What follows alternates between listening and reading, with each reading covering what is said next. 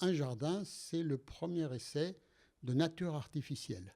Donc ça tombe tout à fait dans cette exposition.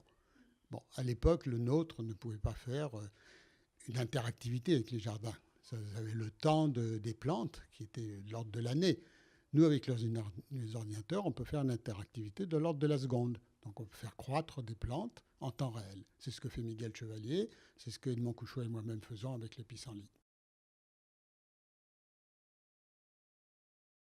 Les neurosciences ont développé des idées nouvelles, en particulier avec Damasio, qui est un savant américain, qui a montré que, contrairement à ce que disait Descartes, l'émotion n'est pas séparée de la rationalité.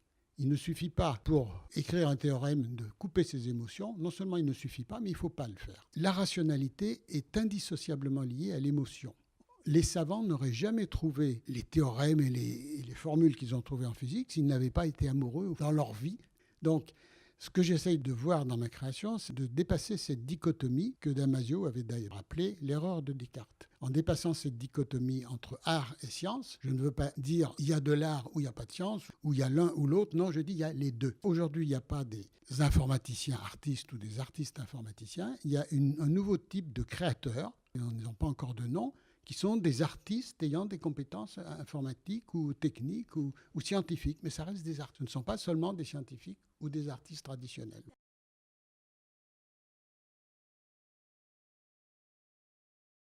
Alors, il faut savoir que les pissenlits, c'est une œuvre assez ancienne. Elle date de 1988. Je ne sais pas si vous vous rendez compte, il y a plus de 30 ans. Donc, j'ai évolué depuis ce temps. Là, on présente une œuvre qu'on peut considérer comme de l'art préhistorique, pratiquement. Je fais beaucoup d'autres choses différentes aujourd'hui, en particulier avec l'intelligence artificielle et les réseaux neuronaux. Ce sont des choses extrêmement intéressantes qui permettent de considérer la machine non pas comme un esclave mécanique qui obéit au doigt et à l'œil, mais comme un partenaire à part entière. Il n'y a interactivité que s'il y a non pas un message de la source vers l'émetteur, mais également de l'émetteur vers la source.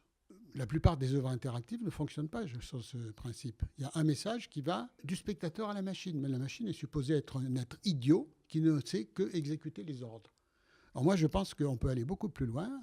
Le spectateur ne se contente pas de donner des ordres à un clone, il interagit avec un être virtuel qui peut être sensible. Bon, c'est très élémentaire aujourd'hui ce qu'on fait, mais je pense que dans l'avenir, on aura des robots avec lesquels on pourra interagir de façon quasi humaine. Pour moi, c'est ça l'interactivité. C'est plus que le presse-bouton. Ce qui est intéressant, c'est qu'il y a un retour intelligent de la chose. C'est-à-dire qui, pour le moment, ne peut pas éprouver d'émotions, mais il n'est pas exclu qu'un jour, ils n'éprouvent pas des émotions. Et que même, ils aient une conscience artificielle, ce qui leur donnerait accès aux sentiments. Et peut-être à une vie parallèle à la nôtre. Donc, alors ça peut être un délire sur l'avenir, les machines vont nous écraser, mais je ne pense pas du tout. Il n'y a aucune raison qu'elles soient aussi méchantes que nous. D'ailleurs, ce serait très difficile.